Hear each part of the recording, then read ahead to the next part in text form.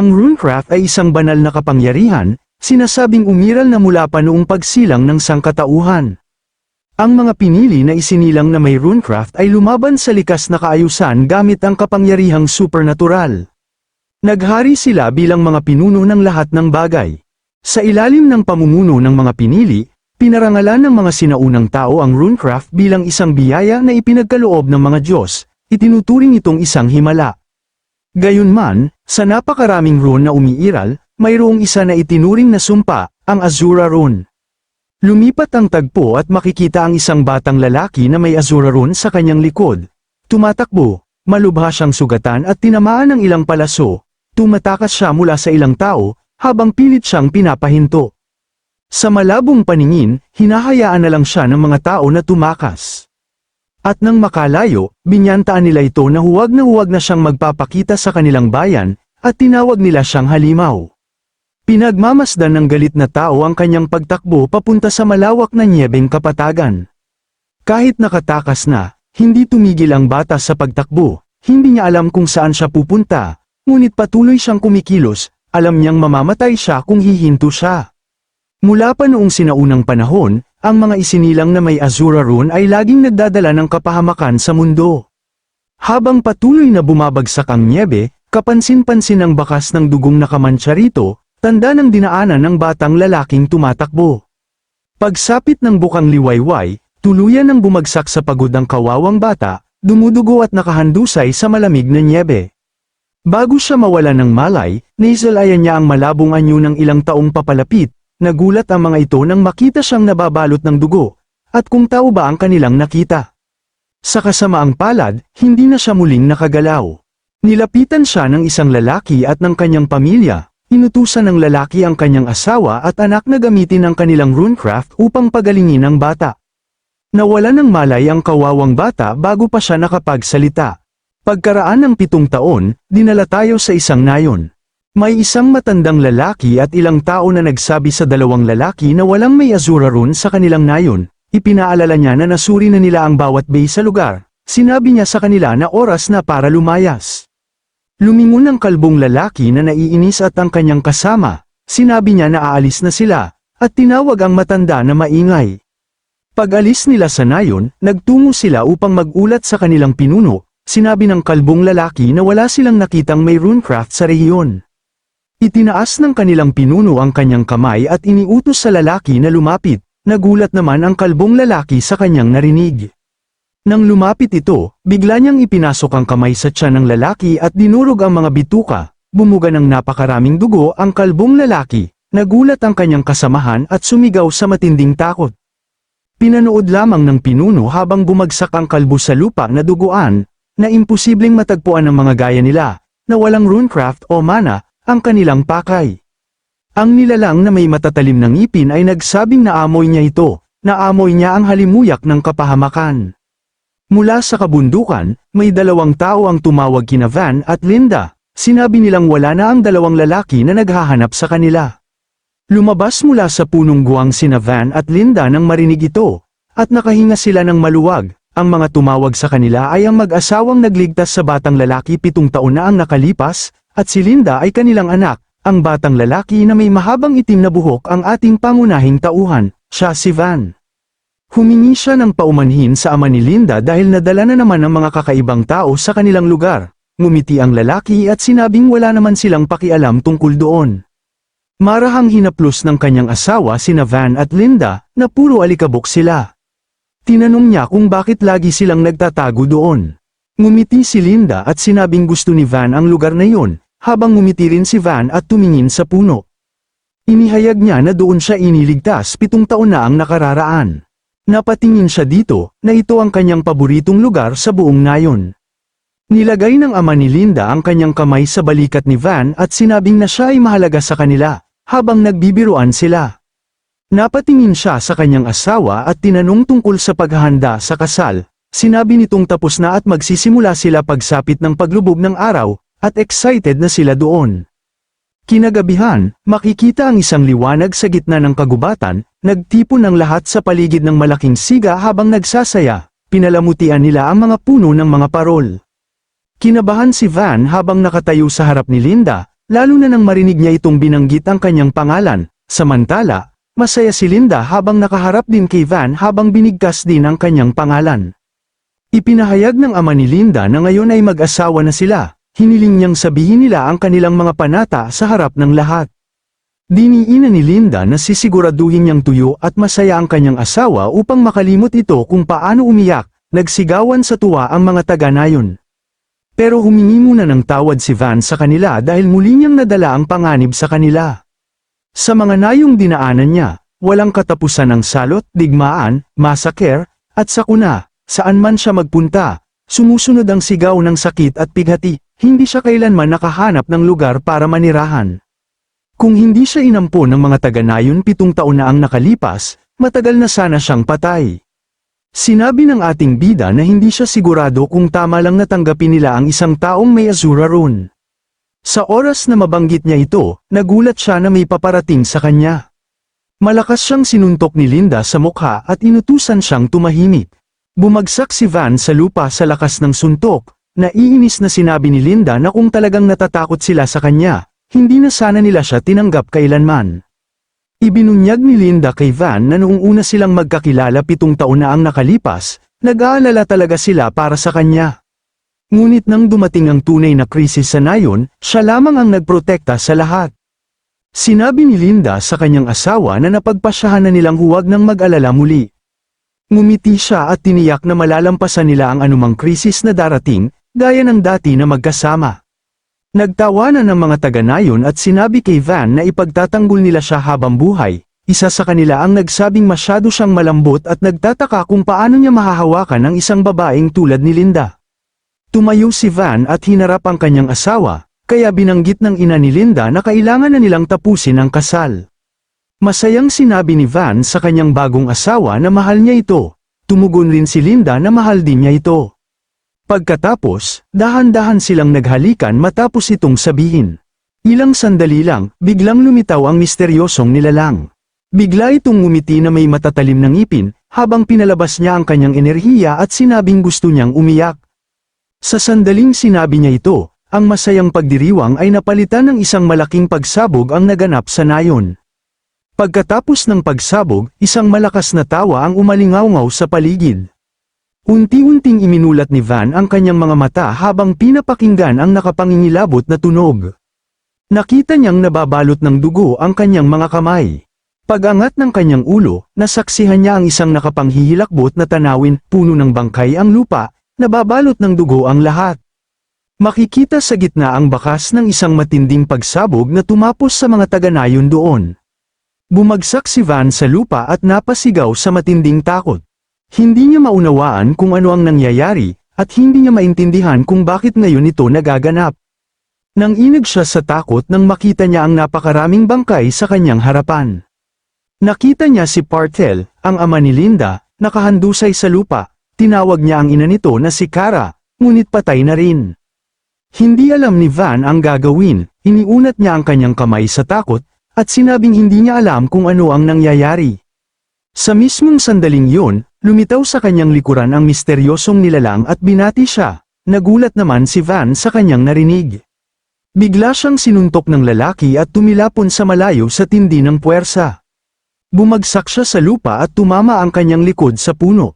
Pagkatapos, kinaladkad ng lalaki ang sugatang katawan ni Linda at umawit ng isang awitin tungkol sa pagtatago ni Van ng kanyang Azura Rune. Umubo naman si Linda senyales na buhay pa ito. Habang papalapit ang misteryosong nilalang kay Van, sinabi nito na ang lahat ng nakatago ay lalabas din kalaunan. Nakayuko, nagtanong ang ating bida kung sino siya at kung bakit niya ginagawa ang lahat ng ito sa kanila. Sinabi ng lalaki na hindi na niya kailangang malaman ang dahilan, ipinahayag nito na may nais siya kay Van. Paliwanag niya na may isang tao na nangangailangan ng tunay na kapahamakan ng kanyang Azura Rune.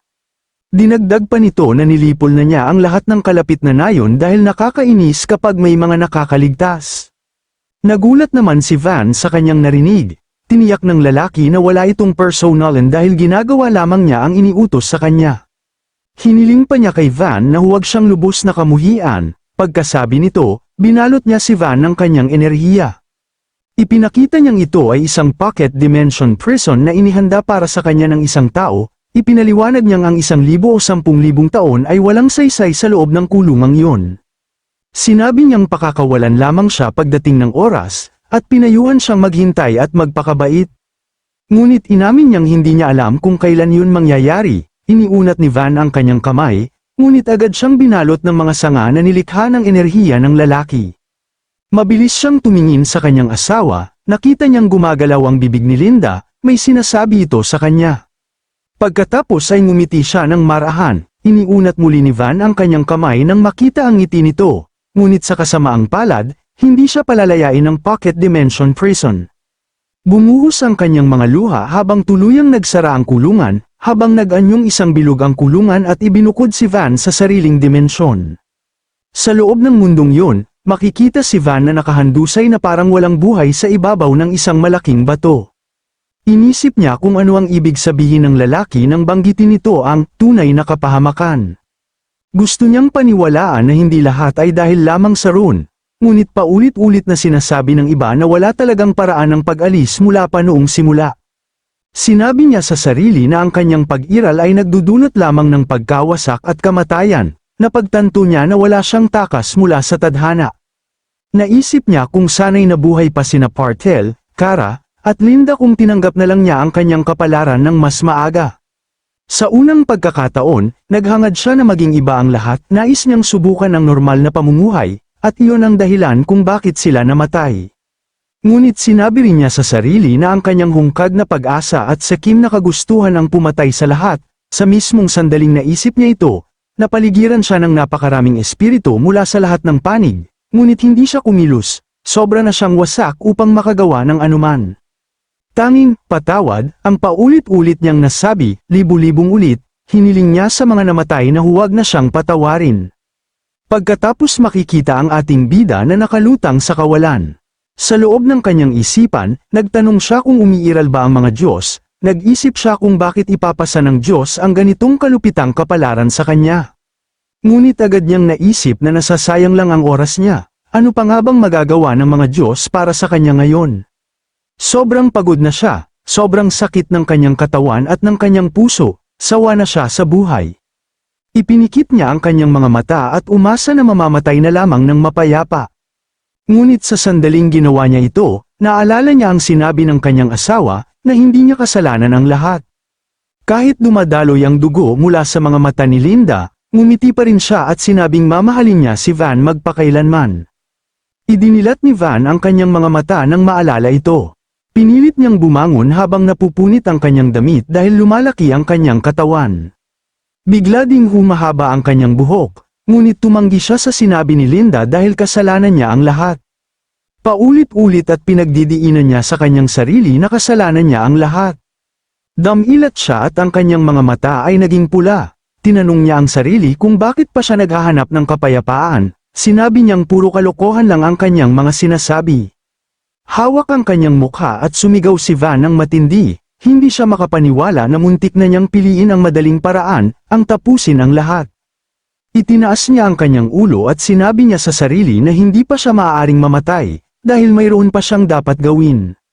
Sumigaw siya ng matindi na may nakakakilabot na tinig na umaalingaw sa paligid. At sa isang nakapangingilabot na anyo, sinabi ni Van na kailangan pa niyang maghiganti. Naalala niya ang mga bangkay na nakita niya, at naalala din niya ang paulit-ulit na sinasabi ng mga tao, na ang Azura Rune ay laging nagdudulot ng kapahamakan. Ngunit sumigaw siya at sinabing wala na siyang pakialam, wala nang mas matinding kapahamakan kaysa rito. Naalala niya ang sinabi ng lalaking yun, na may isang taong nangangailangan ng tunay na pagkawasak ng kanyang rune. Sumigaw si Van at naglabas ng nakapangingilabot na enerhiya, na ipaparamdam niya mismo sa taong yun ang tunay na kapahamakan. Nangako siyang ipapakita niya kung ano ang tunay na pagkawasak. Pagkatapos, naalala niya ang mga taga-nayon at ang pamilyang kumupkup sa kanya, nakiusap siyang bigyan siya ng kaunting oras pa. Nangako siyang sasama siya sa kanila matapos niyang maghiganti. Upang magawa ito, kailangan niyang makatakas sa pocket dimension prison, at pinilit niyang tumayo. Mula sa kanyang paligid, ang mga espiritu sa kulungan ay nagkatawang anyo, naging mga halimaw na may napakaraming ulo. Sabay-sabay silang sumugod sa kanya, sigaw nila, sila ay namatay dahil sa kanya, at hinihiling nilang mamatay din siya. Naglabas si Van ng madilim na enerhiya, nangako siyang maghihiganti siya kahit pa umabot ng 10,000 taon. Isinumpa niya ito, na may mukha na pinupuno ng matinding galit. At nagsimula na ang laban, ginamit niya ang kanyang mga kamay at paa upang wasakin at patayin ang mga halimaw. 200 taon ang lumipas, nakikita pa rin si Van na nakikipaglaban, patuloy niyang winawasak ang mga nilalang. Pagkaraan ng 400, ay ganun pa rin ginagawa ng ating bida na lumalaban ng walang katapusan. Pagsapit ng 600 na taon, nagbago ang mga halimaw, naging isang dambuhalang nilalang na may libu-libong ulo, isang nakakadiring malaking halimaw. Nakatayo si Van sa harap nito, puno pa rin ng puot. Ang batang susunod sa landas ng Azura ay ngayon ay sumasayaw sa kapahamakan, habang umungol ang malaking halimaw na umaalingaw-ngaw sa paligid. At kahit lumakas siya, hindi pa rin niya lubos na alam ang tunay na kapangyarihan ng Azura Rune. Sa ika-999 na taon, sumugod si Van laban sa higanteng halimaw. Gamit ang kamay nito, tinamaan ng halimaw si Van at buong lakas siyang napatilapon sa malayo. Agad tumayo si Van, duguan at puno ng kawalan ng pag-asa, walang katapusang pagdurusa ang bumalat sa kanya, ngunit ang apoy ng paghihiganti sa kanyang puso ay hindi nawala. Kaya muli siyang sumugod na napakabilis patungo sa malaking halimaw. Itinaas ng halimaw ang mga kamay nito upang tapusin na ang ating bida. Sa kasamaang palad muling ibinagsak ang katawan ni Van sa lupa, at sa tindi ng lakas na wasak ang paligid. Dahil doon ay nayanig ang buong dimensyon, habang ang kamay ng halimaw ay nababalot ng dugo. Makikita ang ating bida na nakahandusay sa lupa, balot ng makapal na alikabok. At nang tuluyan itong hamupa, tumambad si Van na nakadapa, durog ang mga buto at unti-unting nawawala ng malay. Naalala niya ang tanong niya kay Linda noon sa parang tungkol sa kanyang pangarap. Sinabi ni Linda na nais niyang maging asawa niya, at gawing mga biyenan ang kanyang mga magulang. Nais niya ng isang anak na lalaki at isang anak na babae. Tumayo siya at ibinunyag na nais niyang magkaroon ng sariling tahanan kung saan palaging uuwi si Van ng may ngiti. Isang banayad na hangin ang umihip at pinaikot ang mga bulaklak sa paligid niya. Sinabi ni Linda na nais din niyang magkaroon ng isang bakod ng pamilya para mapanatili siyang ligtas. Ngumiti siya at sinabing iyon ang kanyang pangarap. Tuluyang iminulat ni Van ang kanyang mga mata nang maalala ito. Sa mismong sandaling yon, lumabas ang tunay na kapangyarihan ng kanyang rune. Isang halimaw na baliw ang ngumiti habang ito'y nagaganap. Sumigaw si Van sa sakit habang pilit na bumangon ang kanyang katawan, habang naglabas siya ng madilim na enerhiya. Inangat ng enerhiya ang mga bangkay sa paligid at idinikit ang mga ito sa kanyang katawan upang bumuo ng isang bagay. Ilang sandali lang, isang napakalaking pagsabog ang yumanig sa kulungan. Nang hamupa ang usok, nakita si Van sa bago niyang itim na baluti, alam niyang ito ang tunay na kapangyarihan ng Azura. Ang Diyos ng pagkawasak, si Azura, ay ginamit ang kapangyarihan upang ipatawag ang baluting tinatawag na Helms. Dahan-dahan siyang lumapit sa halimaw, naunawaan niyang walang dapat na namatay noon kung hawak niya na sana ang lakas na ito. Muli siyang naghanda upang harapin ang malaking halimaw gamit ang kanyang Azura Rune. Ngumiti siya sa halimaw na parang isang baliw, puno ng kumpiyansa, ang kakaibang ngiting iyon ay nagdulot ng pagkabahala sa kanyang kalaban. Sa oras na iyon, buong lakas niyang sinuntok ang hangin at lumikha ng isang malakas na alon ng enerhiya na tumama sa halimaw. Sa tindi ng puwersa nito, napatilapon ang halimaw sa malayo, hanggang sa bumangga ang likod nito sa isang bundok. Hindi na siya nagsayang ng oras at agad siyang tumalon sa ere habang pinuno ng enerhiya ang kanyang kamao. Inilabas niya ang unang armament, isang teknik na kilala bilang Annihilation Feast. Binigyan si Van ng isang gauntlet na pinuspos ng kapangyarihang magwasak ng bagay sa antas ng maliit na partikulo. Ang tindi ng lakas ng teknik ay nakabatay sa mana ng gumagamit. Ibinigay ni Van ang isang nakapangingilabot na suntok sa ulo ng halimaw, nangalit ang mga ngipin nito. Ngunit hindi nito kinaya ang lakas ng atake, durog ito sa kanyang kamao at nilipol pa ang lupa, isang malakihang pagsabog ang naganap sa kulungan. Samantala, sa labas ng mundo, may isang babaeng umiiyak at nakiusap sa 3 tulisan na palayain siya. Sinabi niyang wala siyang perang maibibigay, ngunit pinatay na ng mga tulisan ang kanyang asawa. Yumuko ang kanilang pinuno at sinabing kukunin na lamang niya ang ilang bahagi ng kanyang katawan, ngunit sa mismong sandaling iyon, lumitaw si Van sa kanyang likuran, nababalutan ng may itim na guhit ang kanyang katawan, mga bakas na iniwan ng kanyang rune, sinabi niyang may kailangan siyang itanong. Nang marinig ito, lumingon ang pinuno na may pagtataka, tinanong siya ni Van kung anong taon na. Biglang tumayo ang lalaki at ngumiti, ipinatong niya ang kanyang kamay sa ulo ni Van at tinawag siyang isang mausisang binata, sinabi niya na sila ay nasa ika-1500 taon, tinanong niya kung bakit niya yun itinatanong. Hindi sumagot si Van, sinusubukan niyang kalkulahin ang panahon na ginugol niya sa bilangguan, habang ang kasamahan ng lalaki ay lumipat sa kanyang likuran na nakahandang atakihin ang ating bida. Nagbigay hudyat ang kanilang pinuno nang makita ito, at biglang ibinagsak ng lalaki ang kanyang malaking pamalo na may tinik sa ulo ni Van, sa kasamaang palad para sa kanya. Nagkapira-piraso ang kanyang pamalo, ni hindi man lang nabahala si Van sa kanya. Napagtanto niya na 5 taon pa lamang ang lumipas sa mundo ng mga mortal. Nagulat ang lalaki sa nangyari, at ganoon din ang kanyang mga kasamahan, hindi sila makapaniwala sa kanilang nakikita. Sa may takot na anyo ng kanyang mukha, humarap si Van sa taong umatake sa kanya. Lumingon siya sa dalawa pa, na binigyan sila ng malalakas at mabibilis na suntok. Hindi pa doon nagtatapos ang atake ng ating bida. Muli niyang inihanda ang kanyang kamao, ngayon ay binalot ng umaalon na itim na enerhiya. Sa isang malumanay na galaw, biglang nagkadurog-durog ang katawan ng lalaki, tila ba winasak ng kapangyarihang hindi kayang pigilan. Bumagsak ito sa lupa na naputol ang kanilang katawan sa kalahati, tanging mga binti na lamang ang naiwan. Nang makita ng lalaki ang sinapit ng kanyang kasamahan, halos malaglag ang kanyang panga sa matinding gulat at pagkabahala. Bigla siyang tinawag ni Van, at agad naman siyang tumugon, nanginginig habang tumutulo ang malamig na pawis sa buong katawan niya. Paglingon ng ating bida, nais nitong magtanong sa kanya ng isang bagay. Sa kontinente ng Aten, hindi mabilang ang mga kahariang itinatag simula pa noong unang panahon sa pamamagitan ng kapangyarihan ng Runecraft. Sa lahat ng kaharian, may isang kahariang kinilala bilang pinakadakilang kaharian sa kasaysayan ng Aten, ang Zhou Kingdom. Pinaghaharian ng Zhou Kingdom ang kontinente bilang isang hegemonya sa loob ng maraming taon, umaasa sa kanilang labis na lakas militar. Lumipat ang tagpo, ipinakita pa sa lalaki ang imahe ng misteryosong tao, ipinaalam ng lalaki na ang kasuotan ng taong yun ay isinusuot lamang ng mga mangkukulam na kaalyado ng maharlikang pamilya ng Zhou Kingdom. Tinanong siya ni Van kung talagang nakita niya ito.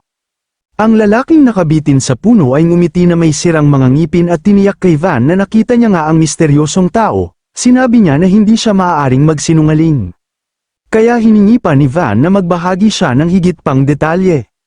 Ibinunyag ng lalaki na 5 taon na ang nakalilipas, isang biyarang mandirigmang nagngangalang Kozerac ang bumisita sa kanilang pinuno na si Daegyul, at nagbigay ng isang kahilingan. Sinabi ni Kozerac na ang kahilingan ay mula sa isang makapangyarihang tao. Ipinaliwanag niya na simple lang ang hiling, hanapin ng isang tao at lipulin ang ilang mga nayon, tiniyak niya na babayaran sila ng malaki kung tatanggapin nila ito. Kahit sinabi ni Kozerac na ito ay galing sa isang big shot, hindi nila inaasahan na ito ay mula sa isang mangkukulam ng Zhou Kingdom, dahil wala naman silang dahilan para tumanggi, agad nilang tinanggap ang kahilingan. Bilang mga tulisan, hindi malaking bagay sa kanila ang trabaho, madali nilang winasak ang mga nayon at walang iniwang bakas. Sinabi ng lalaki na mahirap sunugin ang lahat ng bangkay dahil napakarami, ngunit nagawa pa rin nila sabay tumawa pa ito. Pagkatapos tapusin ang trabaho, maayos na umalis ang salamangkero na may ulong kulay ube matapos bayaran ang kanyang upa. Habang nakatalikod, tinanong siya ni Van kung may batang babae na may maikling buhok na kulay kahel sa mga bangkay. Sumagot ang lalaki na mayroon, sinabi niyang agad itong tumatak sa kanyang paningin. Marahil ay nasunog din ang kanyang bangkay, nang narinig ito biglang uminit ang ulo ng ating bida. Nakapanghihinayang daw dahil napakaganda niya, at tiyak na mataas ang halaga kung siya ay naibenta bilang alipin. Sa mismong sandali na ito, naalala ni Van ang kanyang asawa at ang kanyang mga biyenan. Napansin ng lalaki na may kakaiba. Tinanong niya si Van kung paano niya nalaman ang tungkol sa dalaga, ngunit bago pa man siya makatapos, binigyan siya ni Van ng isang suntok na bumasag sa kanyang ulo. Lumipat ang tagpo sa kuta ng mga bandido na tinatawag na Daegyul Mountain Hideout. Nakita ang mga tulisan na binubugbog ang mga alipin at inililipat sila sa iba't ibang lugar. Ikinulong nila ang ilang mga bata sa kahoy na selda, sinabi ng isa na sariwa pa ang mga bata, ang isa pa ay nagsabi na masyado silang palaban at tinawag silang basura, ngunit ipinaliwanag ng isang kasama na mas mabenta ang mga bata kapag masigla. Habang ginagawa nila ang kanilang gawain, may kumatok sa kanilang tarangkahan. Mabilis na binuksan ng isa ang maliit na silipan sa pinto at nakita ang mukha ng lalaking binugbog ni Van kanina. Sinabi ng lalaki na may dala siyang inumin at ipinakiusap na agad buksan ang tarangkahan, tinanong siya ng gwardya kung bakit siya natagalan at sinabing matagal siyang nawala. Tumugon ang lalaki na may dala siyang isang magandang bagay, dahil dito, binuksan ng gwardya ang pintuan. Sa mismong oras na iyon, tinamaan siya ng suntok ni Van sa mukha, binitawan ni Van ang ulo ng lalaking binugbog niya kanina. Itinulak niya papasok ang gwardya at dinurog ang ulo nito. Ang isa pang gwardya ay tinaas ang kanyang malaking pamalo at inihampas kay Van, ngunit naharang ito ng kamay ng ating bida. Paulit-ulit inihampas ng gwardya ang kanyang pamalo kay Van, minura siya at tinanong kung saan siya nagmula. Ngunit madaling naiwasan ni Van ang kanyang mga atake at mabilis na lumapit. Pinisil niya ang kanyang kamao, binalot ito ng kanyang enerhiya, at sinabing manahimik na siya. Pagkatapos, binigyan niya ito ng suntok na bumasag ng mga buto at sumira sa bahagi ng kanilang tarangkahan. Lahat ng tulisan ay napatingin sa tarangkahan na may pagkagulat nang marinig nila ang malakas na tunog. Nakita nila si Van na naglalakad papasok, dala ang ulo at katawan ng kanilang mga kasamahan. Tinawag niya silang walang kwentang mga pesteng nagtipon lamang para magpanggap na tulisan. Inihagis niya ang ulo at katawan ng mga kasamahan ng mga tulisan sa harap nila. Tinanong niya kung nasaan ang kanilang pinuno, habang natulala sila sa kanilang nakikita. Sinabi ng ating bida na gusto niyang makipag-usap dito. Hinugot ng mga tulisan ang kanilang mga sandata. Nagtataka sila kung nasaan na ng bait ang binata, kaya tinanong siya ng isa kung alam ba niya kung nasaan siya. Isang malaking lalaki na nakasuot ng balahibong balabal ang nagsabi sa kanila na umatras. Lumingon ang isa sa kanya, na siya palang pinuno nila, at tiniyak na kaya nilang tugisin ang binata. Tinawag siyang tanga ni Daegyeol at tinanong kung gusto ba niyang mamatay. Sinabi niya na ang binata ay isang sorcerer na ipinanganak na may runecraft, tulad niya. Inutusan niya ang kanyang tauhan na umatras. Tinanong niya si Van kung ano ang gusto nito sa kanya. Ipinaalala ni Van na 5 taon na ang nakararaan, gumawa siya ng isang trabaho para sa isang sorcerer ng Zou Kingdom, at ang pagkikita ay inayos ng isang bayarang mandirigmang nagngangalang Kasarak. Humanga si Daegyeol na nakuha ni Van ang ganoong impormasyon mula sa kanyang mga tauhan, tinanong niya kung ano ang gusto ng ating bida. Itinuro siya ni Van at tinanong kung nasaan si Kasarak. Tiniyak niyang pakakawalan niya sila kapag sinabi niya ito. Matapang na tumugon si Daegyeol na sasabihin na lang niya sa bangkay ni Van kung nasaan si Kasarak. Pagkasabi nito, binalot niya ng enerhiya ang kanyang kamay, at binigyan ng napakalakas na suntok si Van sa mukha, na lumikha ng isang matinding alon ng enerhiya. Lumipad ang ating bida sa lakas ng tama. Pinayuhan siya ni Daegyeol na dapat ay natutong itago ni Van ang kanyang kapangyarihan na balot ng intensyon na pumatay kung magsisinungaling siyang papatawarin sila. Pagkasabi niya nito, tuluyang nagbago ang kanyang katawan, at sinabihan niya ito na mamatay na siya ngayon. Si Daegyeol ay may hawak na blade rune, na nagbibigay sa kanya ng kakayahang balutin ang kanyang buong katawan ng matitigas at matutulis na talam. Habang nakahandusay ang ating bida sa lupa, sinabi niya na walang saysay ang pakikipag-usap sa kanila. Tumayo siya at tinitigan si Daegyeol na may nakakatakot na anyo. Nang makita ito, naghanda ang bayarang mandirigma para sa anumang maaaring mangyari. Pagkasunod nito, bigla na lamang nagpakita si Van sa harapan ni Daegyeol na may napakabilis na galaw. Binigyan niya ito ng suntok na bumasag ng mga buto sa dibdib. Sa matinding puwersa, bumuga ng maraming dugo ang lalaki. Mabilis na sinundan pa ito ng isa pang malakas na suntok ng ating bida. Tinanong siya ni Van kung ganito lang ba siya kalakas. Nang marinig niya ito, nagngit-ngit ang kanyang mga ngipin sa matinding galit, at inihanda ang kanyang kamao upang salubungin ng mabagsik na atake ang ating bida, habang sinabing mamatay na ito. Ngunit madaling naiwasan ni Van ang kanyang atake sa pamamagitan ng pag-atres. Tinawag siya ni Daegyeol na para siyang dagang hayop, at habang nangyayari yun inihanda niya ang kanyang sarili upang umatake. Mabilis niyang pinaikot ang kanyang katawan at nagpaulan ng mga tinik kay Van. sinasabing wala ng paraan upang maiwasan pa ito. Idinagdag pa niya na kahit bata pa siya, isa pa rin siyang sorcerer. Simula ngayon, hindi na niya ito bibigyan pa ng kahit anong pagkakataon. Habang pinapanood ni Daegyul na tinatamaan ng mga talam si Van, tinanong niya kung ano ang pakiramdam ng punit-punit ang katawan. Naniniwala siyang hindi makakagalaw ang ating bida kahit isang hakbang lang. Ngunit laking gulat niya nang makitang lumalakad palapit si Van, hindi siya makapaniwala kung paano pa siya nakakagalaw, kung hindi ba siya nakakaramdam ng sakit. Ngunit sinabihan lang siya ng ating bida na huwag siyang magpatawa, dahil para sa kanya ay simpleng pangangati lamang iyon sa kanyang katawan. Habang unti-unti niyang tinatakpan ang kanyang katawan ng baluti, sinabi niya na ang ganitong uri ng atake ay hindi kailanman maituturing na sakit. Huminto si Daegyul sa pag-ikot nang marinig ito, at tumawa kung ganun ba kasigasig ang ating bida. Inipon niya ang lahat ng kanyang mga talam sa kanyang kanang kamay, at bumuo ng isang dambuhalang kamay. Habang umaatake sinabi niya sa ating bida na subukan niyang tanggapin ito. Patuloy na naglalakad ang ating bida habang iniisip niya na ang pinakamainam ay taklapin ang sariling balat nang siya'y buhay pa, ang kailangan lang niyang gawin ay putulin ang mga ugat. Para sa kanya, ang antas ng sakit na ito ay napakababaw lamang. Kasabay nito, naghanda na siya ng isang malakas na suntok. Hindi ito maihahambing sa latian ng sakit na kanyang naranasan noon. At sa sandaling yon, inihanda na ni Van ang kanyang sarili upang salubungin ang atake ng kanyang kalaban. Buong lakas niyang isinagupa ang kanyang kamao laban sa kamao ni Daegyul. Nagtagpo ang kanilang mga puwersa, at sa banggaan ay nagtutulakan sila na tila yumanig ang paligid, ang enerhiya ay umalingaw-ngaw at naglabas ng alon ng puwersa. Ramdam ni Daegyul ang matinding kapangyarihan ng ating bida, at sa tindi ng lakas ay halos mawasak ang kalahati ng katawan ng biyerang mandirigma. Isang nakabibinging pagsabog ng enerhiya ang sumabog at tumagos hanggang sa kabilang dako. Hindi masukat ang lakas na yun, matapos ang pag-atake, napabuntong hininga si Van habang nakatitig sa natirang enerhiya sa kalangitan.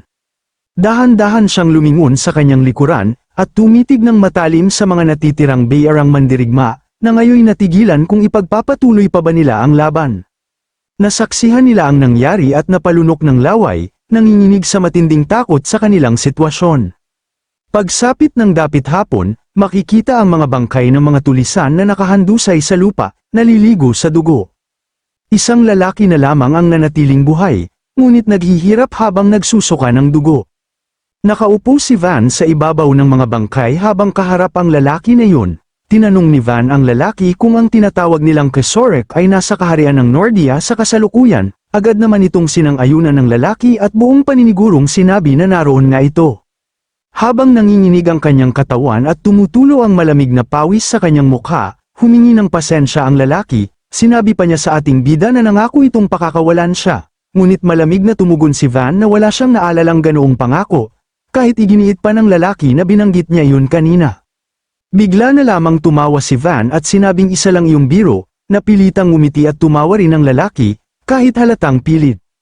Nang subukan itong magsalita muli, mabilis siyang hinampes ni Van sa leeg, dahilan upang agad itong matamba. Walang pakundangang idinagdag ng ating bida na ang pagpapatawad na kanyang binanggit kanina ay isa ring biro lamang. Sa matalim na titig, tinanong pa niya ang lalaki kung ano ba ang kanyang tinatawanan. Pagkatapos ay nagsimulang kumilos si Van, habang naglalakad, sinabi niya na kung makakapunta siya ngayon sa Zou Kingdom, agad niya itong sasalakayin, ngunit hindi basta-basta niya pinaniniwalaan ang mga salitang galing sa mga bandidong ito.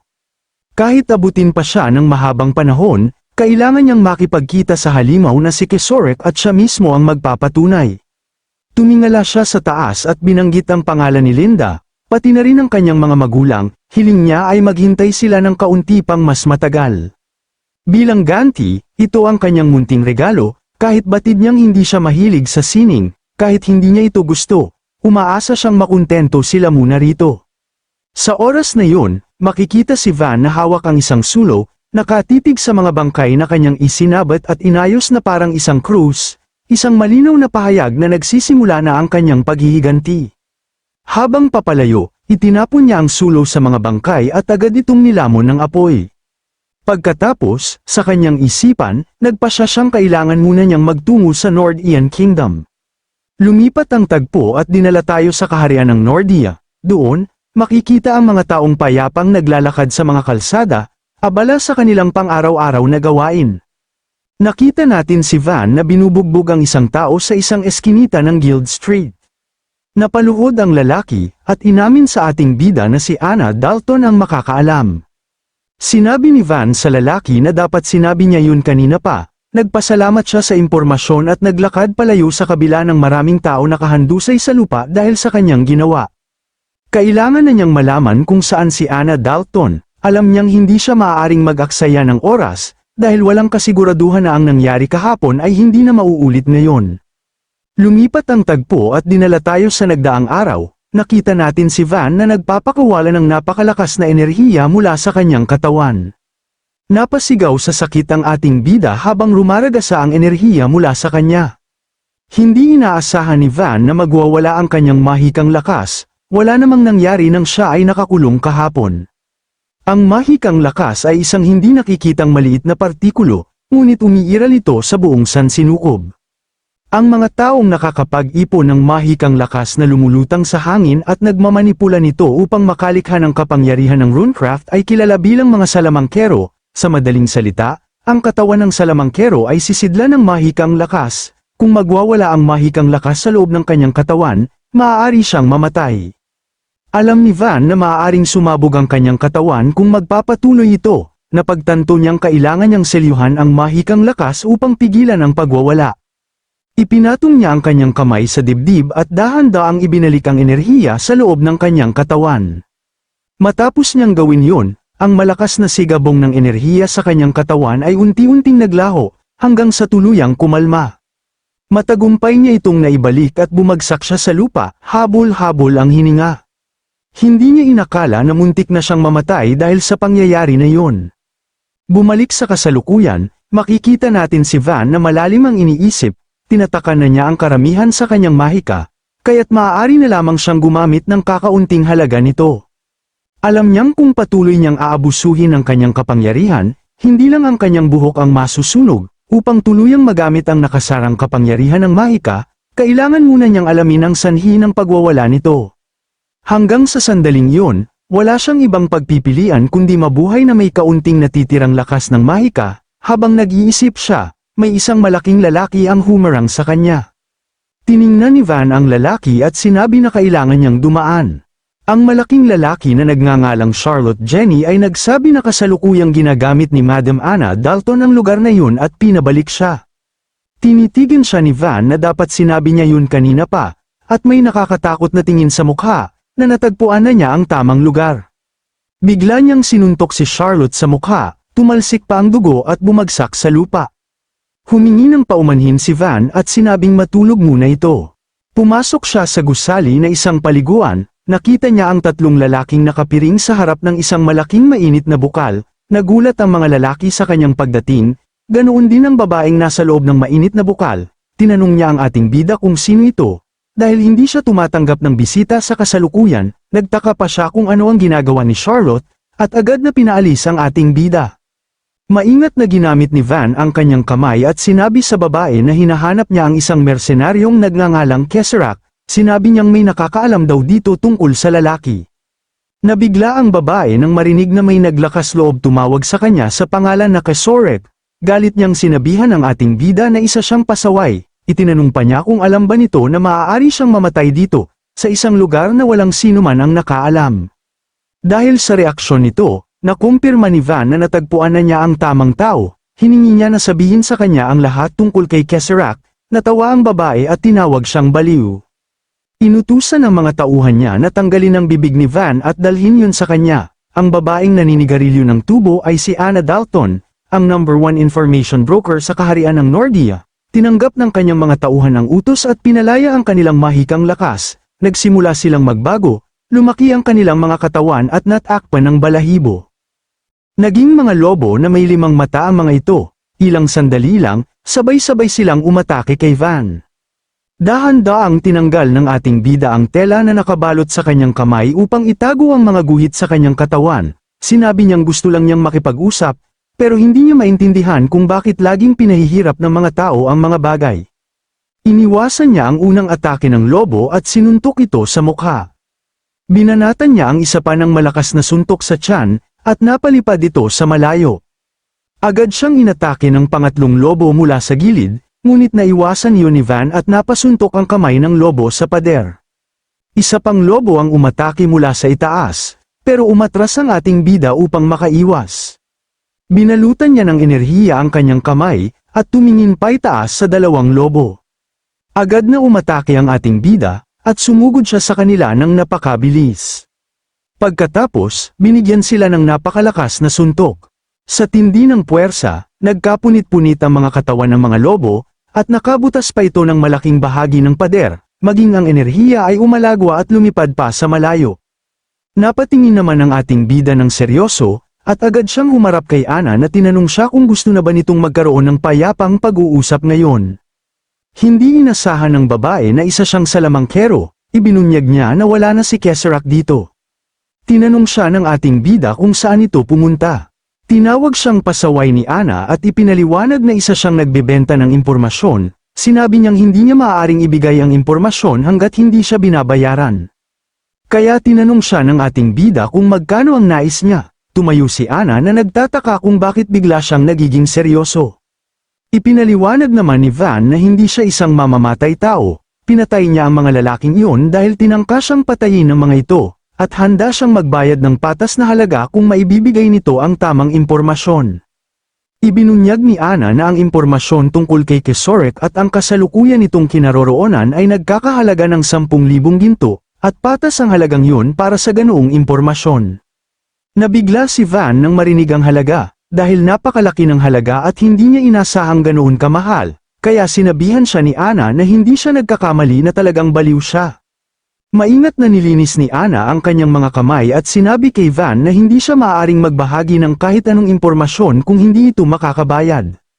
Tumalikod ang ating bida at umalis, sabay sabing kailangan lang niyang magbayad kaya't maghintay ito ng mahinahon. Tumugon naman si Ana, na tinatanong kung may paraan ba siya para makakuha ng pera. Dahil sa kanyang kuryosidad, nagtanong siya kung bakit hinahanap ng ating bida si Keserak, sinubukan pa niyang hulaan, sa pamamagitan ng kanyang nakakatakot na tingin, kung pinatay ba ni Keserak ang pamilya nito o may iba pa itong dahilan.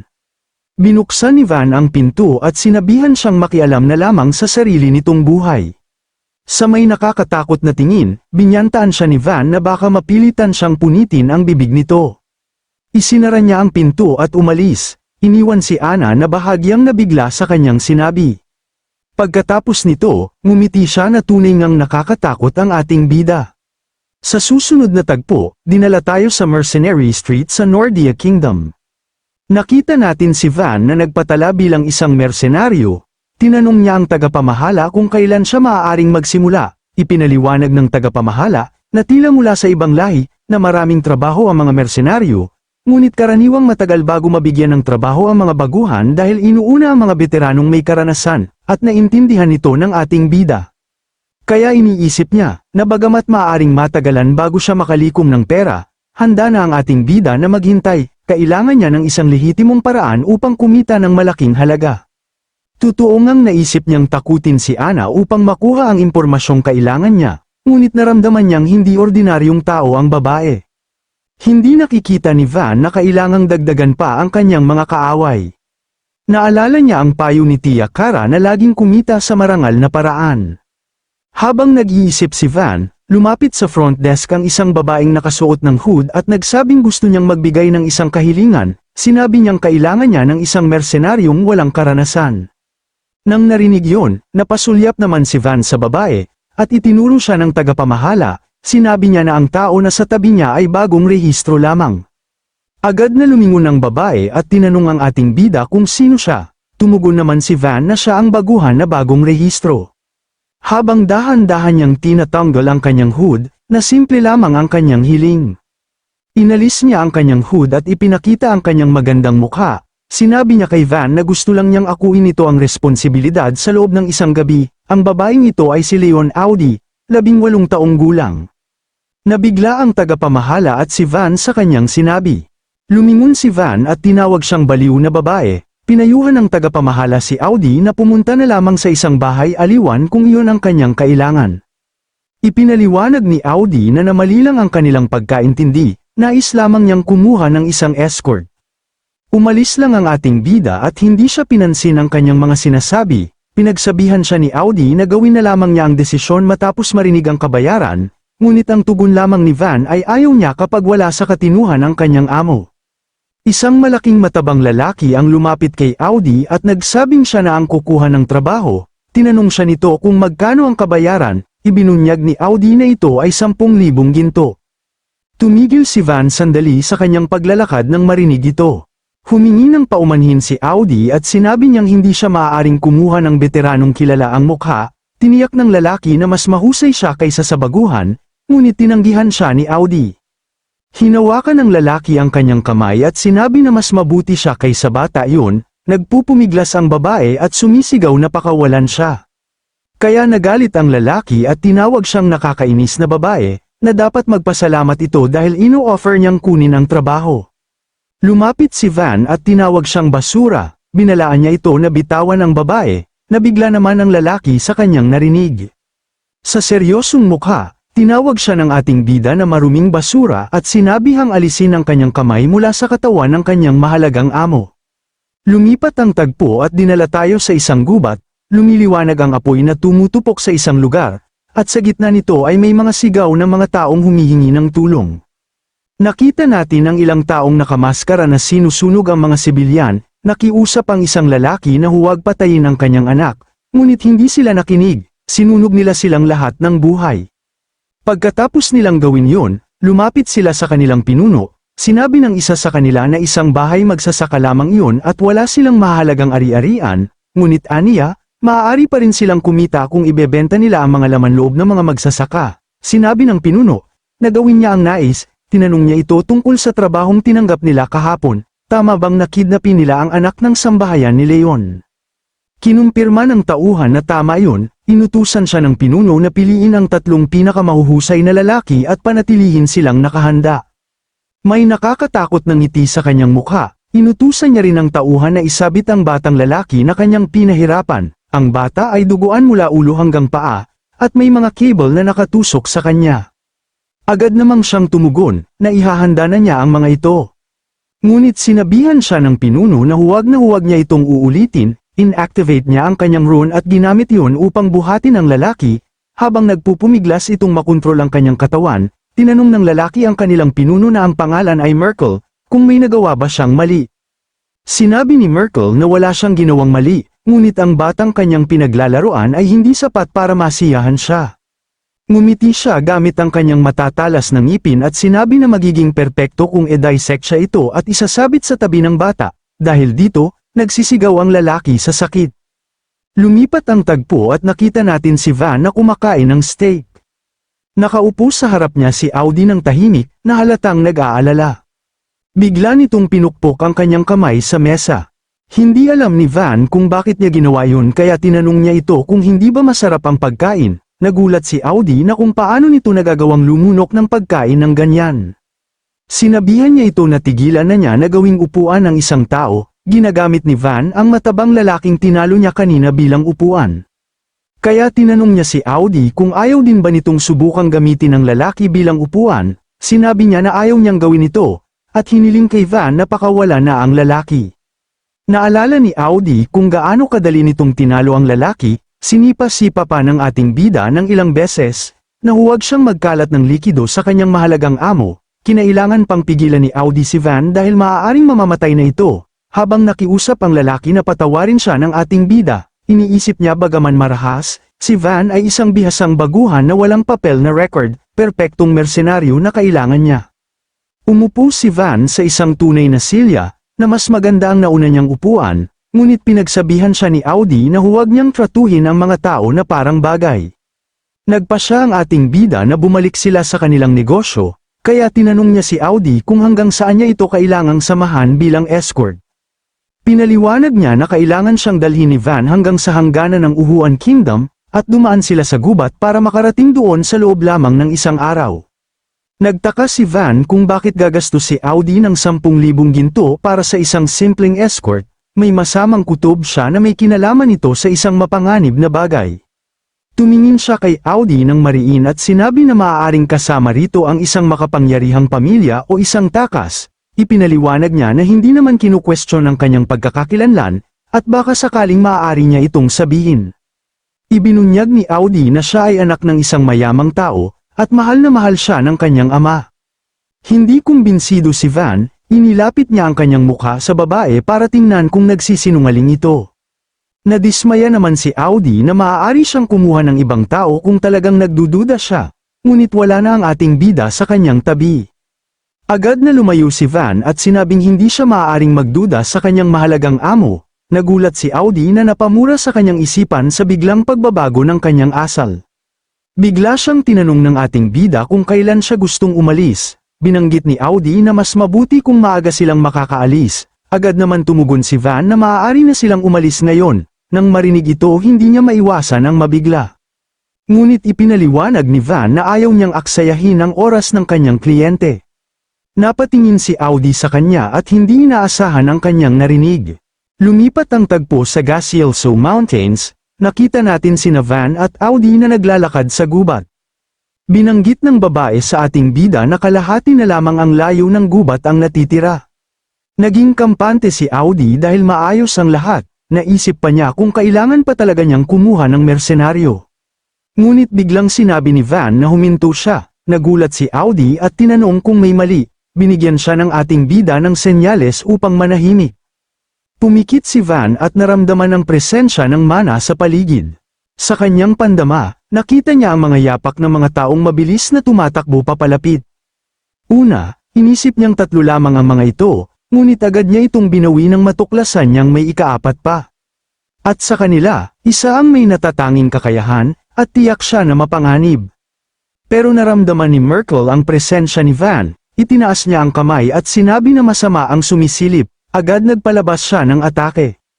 Nanlaki ang mga mata ni Van sa gulat sa biglaang pag-atake. Mabuti na lamang at agad siyang nailigtas ni Audi bago pa siya tamaan.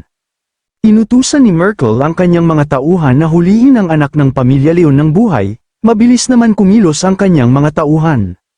Nagulat naman si Audi kung ano ang nangyayari, ipinaliwanag ni Van na iyon ay babalang atake pa lamang, at ang tunay na atake ay parating na. Agad nilang tinarget si Van, ngunit mabilis na napalingon ang ating bida. Doon niya nakita ang 3 tauhan ni Merkel, handang sumalakay sa kanya gamit ang kanilang mga espada. Ang 2 lalaki ang sabay na umatake kay Van gamit ang kanilang mga espada, ngunit nasangga niya ito gamit ang kanyang mga kamay. Ang pangatlong lalaki naman ay mabilis na lumapit kay Audi upang agawin siya, pero nararamdaman ni Van ang kanyang presensya. Kaya itinulak niya ang 2 palayo, at binigyan ito ng isang malakas na sipa sa dibdib. Nadurog ang katawan ng lalaki at nawalan ito ng malay.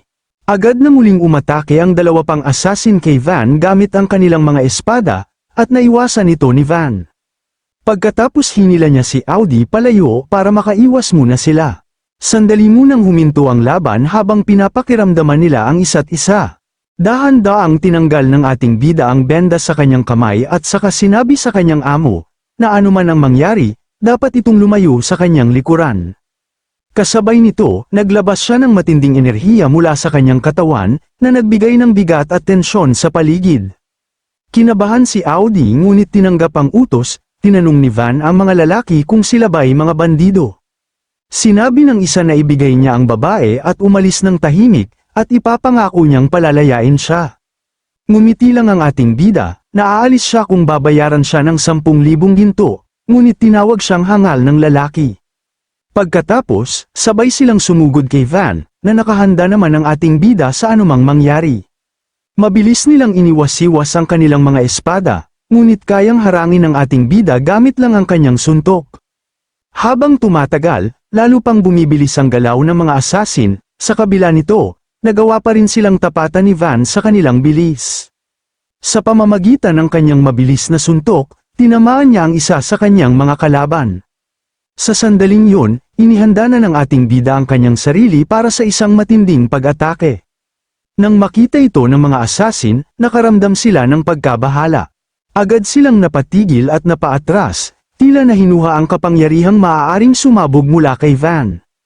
Sinabi ng isa sa kanila na nag-aalala siyang baka isang salamangkero si Van, ngunit tinawag lamang niya itong isang pasaway na bata. Nagpakawala ng enerhiya si Van at sinabing nag-iingat lang siya, ngunit hindi naman pala kailangan. Sinabihan sila ng ating bida na hindi niya inaasahang ganoon sila katanga. Pagkasabi nito, bigla siyang lumitaw sa harap nila at hindi man lang sila nakareact sa kanyang bilis.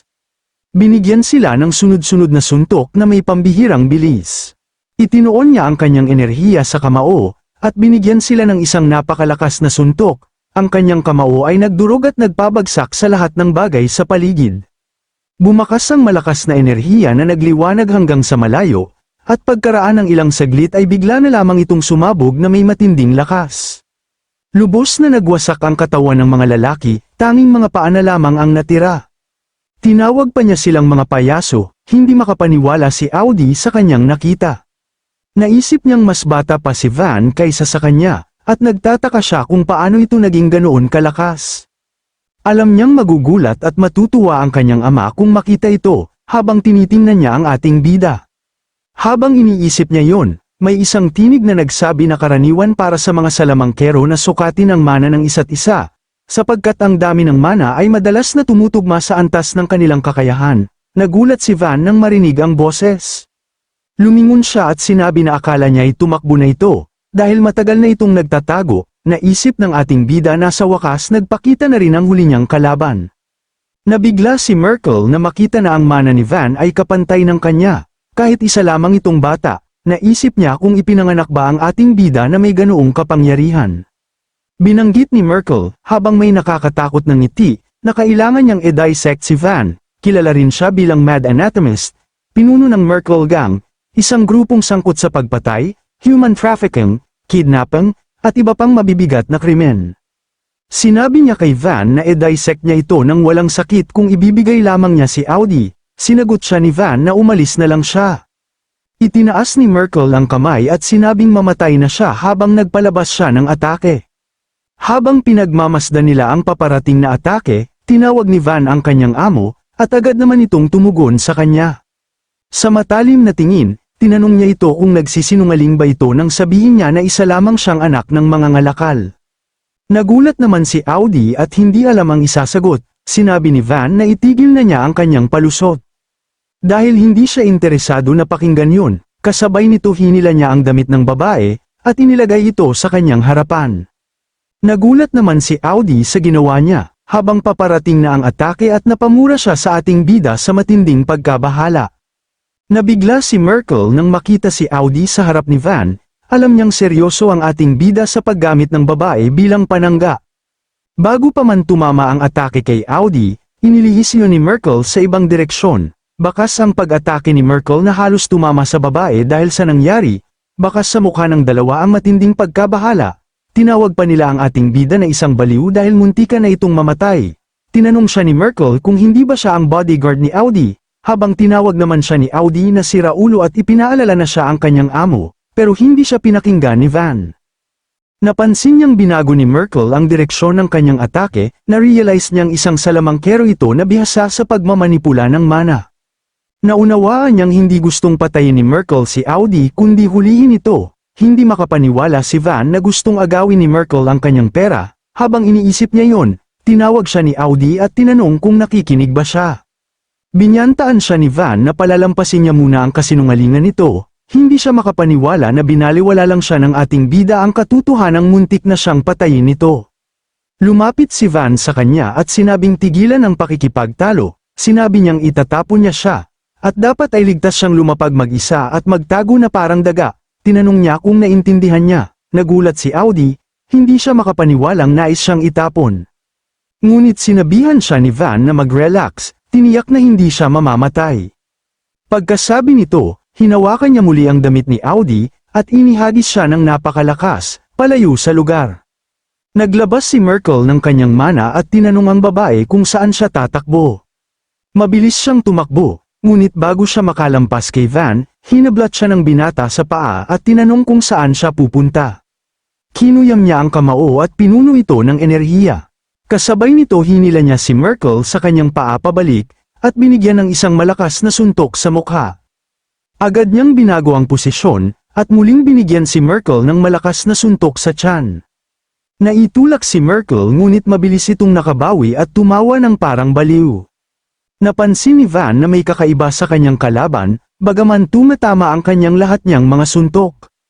Habang iniisip niya yun, bigla siyang nakaramdam na parang may humaharang sa kanyang pag-atake.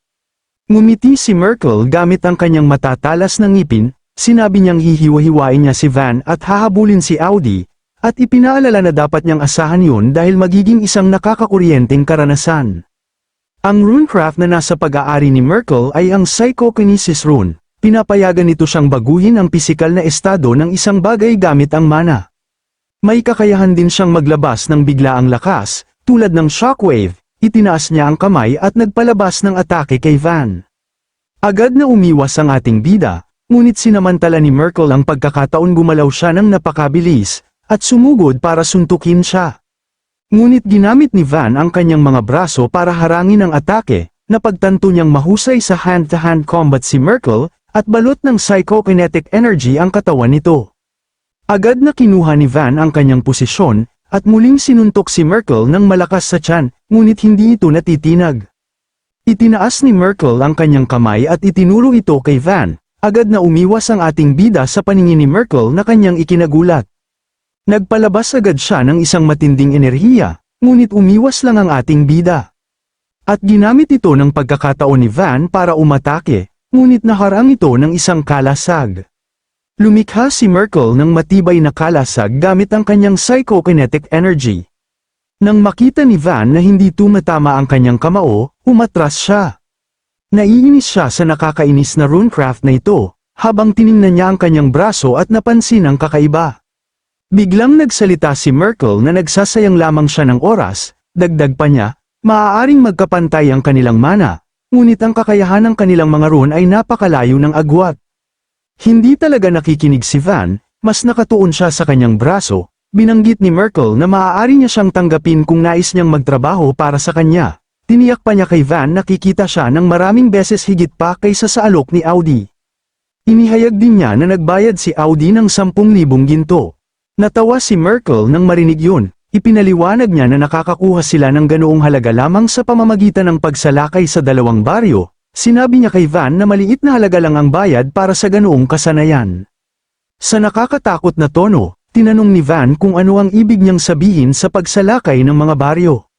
Ngumiti si Merkel at ipinagmamalaki na sila ay sangkot sa asasinasyon, kidnapping, panluloob, at human trafficking. Sinabi pa niyang ginagawa nila ang lahat ng walang tanong, at kumikita ng malaki. Tinanong niya si Van kung interesado ito.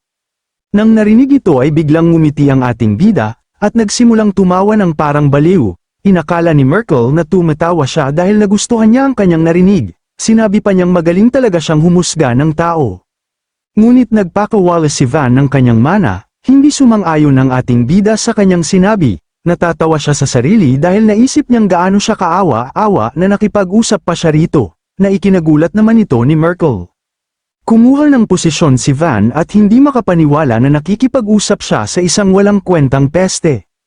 May nakakatakot na titig sa kanyang mukha, sinabi niya kay Merkel na napagpasyahan niyang paghiwa-hiwalayan ang kanyang mga braso't binti hanggang hindi na siya makilala.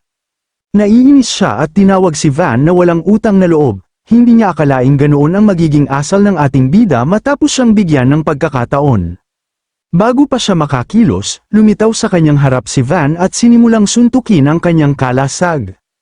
Tumawa pa siya at sinabihan niya ito kung ano ang kanyang ginagawa, habang ipinaalala na sinabi niya na hindi niya ito kayang basagin. Ngunit hindi siya pinakinggan ni Van at muli siyang sumugod.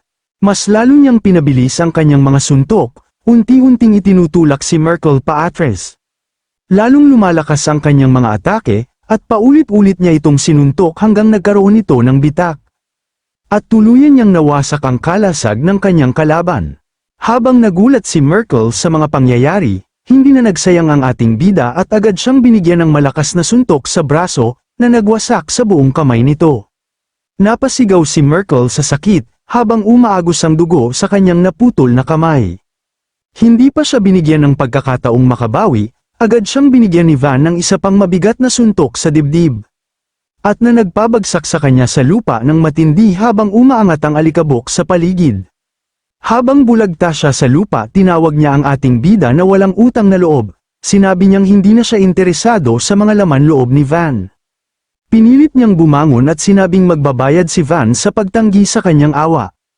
Pagkasabi nito, naglabas siya ng isang matinding mana, at iniipon ito sa isang tatsulok na hugis, na maaaring magiging alabok si Van. Inihanda na niya ang atake na tinatawag na Psychokinetic Blood Strike. Pagbitiw ni Merkel ng kanyang kapangyarihan, ang luntiang kagubatan ay agad na nabalot ng pulang liwanag na naglalaman ng matinding puwersa. Sa napakabilis na galaw, tumama ang enerhiya kay Van at winasak ang lahat ng bagay na nadaraanan nito sa paligid. Nagulat si Merkel nang makita na nakatayo pa rin ang ating bida, sigurado siyang magkapantay lamang ang kanilang mana. Ngunit hindi niya akalaing napigilan ni Van ang psychokinesis gamit ang isang kamay lang. Nakakatawa para sa kanya na isipin ni Merkel na magkapantay lang sila. Sa oras na yun pinakawalan na ni Van ang kanyang totoong mana at tinawag siyang isang hangal na demonyo. Agad na naramdaman ni Merkel ang nakakatakot na dami ng mana ni Van, hindi niya ito maunawaan, at hindi makapaniwalang taglay ng bata ang ganoong kabaliw na lakas. Ginamit ng ating bida ang pagkakataon upang umatake ng napakabilis, habang tinatawag siya ni Merkel na isang halimaw. Hindi agad nakapag-react ang kalaban ni Van, nagulat na lamang ito nang bigla siyang lumitaw sa kanyang harapan at sinabi sa kanya na mahulog na siya sa impyerno. Inihanda na ng ating bida ang kanyang Azure Rune, Annihilation Feast, isang gauntlet na may kapangyarihang lumipol ng mga bagay hanggang sa antas ng particle. Ang puwersang taglay nito ay nakabatay sa mana ng gumagamit, kaya't ang pinsala ay halos walang hanggan. Sunod-sunod na ibinato ng ating bida ang malalakas at napakabilis na suntok sa iba't ibang bahagi ng katawan ni Merkel. At sa huli, tumama ang pinakamabigat niyang suntok sa sikmura nito. Sa tindi ng puwersa, tuluyang lumusat si Van sa katawan ni Merkel na may nakakabinging bilis. Pagkatapos ng matinding atake, agad niyang kinuha ang benda mula sa lupa, at dahan-daang ibinalik iyon sa kanyang kamay. Bakas sa paligid ang bangis ng kanyang kapangyarihan, iniwan ang isang napakalaking marka ng pagkawasak sa lupa. Ngunit hindi pa roon nagtapos ang labanan, bigla na lamang sumiklab ang bugso ng enerhiya mula mismo sa katawan ni Merkel. Habang naglalakad ang ating bida palayo, sumabog ang matinding mana sa kinalalagyan ni Merkel. Sa seryosong ekspresyon, sinabi niya na kukunin na niya ang kanyang pera mula sa kanyang employer. Ang runecraft ay maaaring gamitin sa iba't ibang paraan, maaari nitong bigyan ng kapangyarihang bumalat ng mga talamang buong katawan, lumampas sa espasyo at oras, at kaya ring biyakin ang lupa at hatiin ang mga bundok. Ang mga runecraft ay mga supernatural na puwersang lumalabag sa banal na kaayusan ng universo, at lumalagpas sa mga batas ng pisika. Ngunit sa lahat ng ito, ang Azure Rune ang tinaguriang pinakamasama sa kasaysayan. Gayunpaman, dahil sa mga ginawa ng batang may hawak nito, isang bagong kasaysayan ang nasusulat sa kontinente ng Aten. Sa susunod na eksena, nakita si Van na nahanap si Audi na nakaupo sa tabi ng puno, at tulad ng kanyang inaasahan ay ligtas ito. Agad namang tumayo si Audi, puno ng galit, sabay itinuro ang ating bida, sa tindi ng kanyang emosyon, sumigaw siya at tinawag itong baliw dahil sa biglaang pagkasira ng lahat ng bagay na kanyang ginawa. Sa sobrang inis sinuntok ni Van ang puno sa likod ni Audi, at nagulat naman ang babae sa kanyang ginawa. Sa nakakatakot na ekspresyon ng ating bida, binalaan niya ito at tinanong kung mayroon pa ba itong itinatago sa kanya. Sinabi ni Van na hindi naman siya ganoon kausisero, at hiningi niya ang perang ipinangako ng babae, dahil ligtas niya itong naihatid sa paroroonan, sa takot agad na sumang-ayon si Audi. Agad na inilabas ni Audi ang isang bag na puno ng ginto at iniabot ito kay Van, sinabi niyang may 10,000 ginto sa loob. Tinalikuran siya ni Van at nagpaalam na aalis na siya, ngunit bigla siyang tinawag ng babae. Napahinto naman ang ating bida, saka lumingon sa kanya. Nag-alinlangan si Audi at sinabing wala yun, naglakad muli si Van nagpaalam na aalis na talaga siya. Gusto sanang isama ni Audi si Van sa kanyang pamilya, ngunit ayaw niyang idamay ang isang batang mersenaryo sa digmaan. Napatingin siya sa ating bida at sa kanyang isipan, nang hihinayang siya sa lahat ng nangyayari, subalit wala na siyang magagawa, kailangan na niyang magmadali at bumalik muna sa kanyang pamilya. Nagbago ang eksena at dinala tayo sa ikatlong tirahan ni Anna Dalton sa kaharian ng Nordia. Nakita si Van na inihagis ang pera sa harapan ni Anna. Namangha ang babae, inisip niyang may sumusuporta kay Van. Agad hiningi ng ating bida ang impormasyong kanyang ipinagbilin, pero sinabi ni Anna na kalahati lamang ng pera ang kukunin niya. Hindi ito inasahan ni Van, ipinaliwanag naman ni Anna na nabigo siyang masundan si Kisurek, dahil napakahusay nitong magtago. Gayunman, ikinwento niya kay Van ang nalalaman niya tungkol kay Kisurek at sa mga taong posibleng may alam sa kinaroroonan nito. Pinilit siya ng ating bida na sabihin agad sa kanya. Tinanong siya ni Anna kung narinig na ba niya ang isang grupong mersenaryo na tinatawag na Thieves. Tumugon siya na hindi pa. Ipinaliwanag ni Anna na ang Thieves ay isang grupong sangkot sa samut-saring krimen, pagpatay, pagdukot, human trafficking, paniniktik, at marami pang iba. Ang pinuno nila ay si Kisurek, 5 taon na ang nakalipas mula nang magsimulang sumikat ang grupo. Sa kasalukuyan, napakalaki na ng impluwensya nila at kaya na nilang sakupin ang isang maliit na bansang hangganan. Ipinahayag ni Anna na mahirap hanapin ang pangunahing himpilan ng Thieves, at lalong mahirap tukuyin ang kinaroroonan ni Kisurek. Ngunit sinabi niya na hindi siya madaling sumusuko, ipinakita niya na natuntunan niya ang lokasyon ng isa sa mga opisyal ng Thieves. Inilabas niya ang isang poster at ipinakita kay Van. Sinabi niyang agad niyang makikilala ang lalaking ito dahil sa mahabang peklat sa mukha. Isa itong malupit na mamamatay tao na ipinanganak na may Kensilang rune, hindi pa ito kailanman nabigo sa kanyang mga misyon sa pagpatay. Inisip ng ating bida na kung siya ay kabilang sa grupo ng Thieves Mercenary, malamang ay alam nito kung saan naroroon si Kisurek. Agad hiningi niya kay Anna ang kinaroroonan ng lalaki. Ibinunyag ng babae na ang mamamatay tao ay nasa Valhild City sa kaharian ng Bogra. Nagbago ang eksena at dinala tayo sa Valhild City, sa himpilan ng grupo ni Merkel. Makikita ang maraming bangkay sa labas ng gusali, at sa loob, mas marami pang nakahandusay. May isang lalaking humahabol sa iba gamit ang sandata. Habang mabilis na tumatakbo ang mga lalaki, bakas sa kanilang mukha ang matinding takot, at mabilis niyang pinapatay ang mga ito. Nagulat ang isang matanda nang biglang lumitaw sa kanyang likuran ang isang lalaki. Sa takot, nanginginig niyang naitanong kung bakit nito ginagawa sa kanila ang ganitong bagay. Sinabi ng opisyal na may mahabang peklat sa mukha na ginagawa lamang niya ang iniutos sa kanya. Maaaring ibinigay ang utos dahil nabigo ang kanilang grupo sa misyong ipinag-utos ni Kisurek, habang nililinis niya ang kanyang sandata na puno ng dugo. Idinagdag pa niya na ipinagkatiwala sa kanila kay Kisurek ang misyon na yon. Depensa ng matanda na walang nagsabi sa kanila na may nagbabantay na halimaw sa babae. Dahil doon nawala ang kanilang pinuno na si Merkel. Humingi ng paumanhin ng opisyal at sinabing hindi nila akalain na tatalunin si Merkel ng isang mersenaryong galing sa hangganan. Hindi makapaniwala ang matanda na pinapatay sila ng mamamatay tao dahil lamang sa isang pagkabigo. Pero sinabihan lang siya ng mamamatay tao na ituring na lang nila itong parusa, idinagdag pa niya na pareho lang silang mababang uri ng mga mamamatay tao. Tumawa lamang ang matanda matapos niyang banggitin ang tungkol sa parusa. Pagkatapos, galit niyang minura ang lalaki, pagkasabi nito, inutusan niya ang natitirang mga kasamahan na umatake, mabilis na lumabas mula sa pinagtataguan ang mga ito at sumugod sa mamamatay tao. Binantaan siya ng matanda na siya ang mamamatay dito. Itinaas niya ang kanyang kamay at inactivate ang kanyang rune, ginamit niya ang touch rune na nagbibigay sa kanya ng kapangyarihang lumikha ng isang malaking kamay na gawa sa mana at malayang kontrolin ito.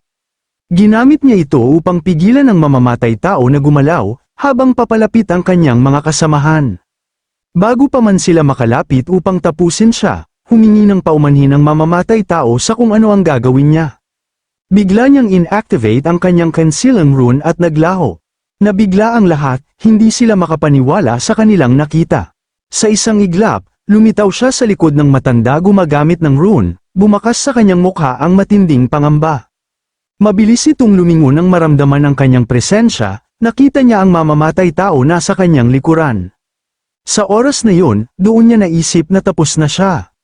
Nang lumalim na ang gabi, makikita ang mamamatay tao na lumalabas ng gusali at makikita ang maraming bangkay na nakahandusay sa paligid. May isang lalaki na naghihintay sa kanya sa labas, tinanong siya nito kung tapos na ba ang lahat. Sumagot ang mamamatay tao, at tinanong kung hindi ba niya nakikita na balot siya ng dugo. Maaari naman siyang pumasok at tingnan mismo. Ngunit sagot ng lalaki, hindi niya magagawa yon, dahil alam niya na siguradong kasing linis ng dati ang ginawa niyang pagpatay. Ngunit pinagsabihan siya ng mamamatay tao na lumayas na kung kumpirmado na niya ang lahat.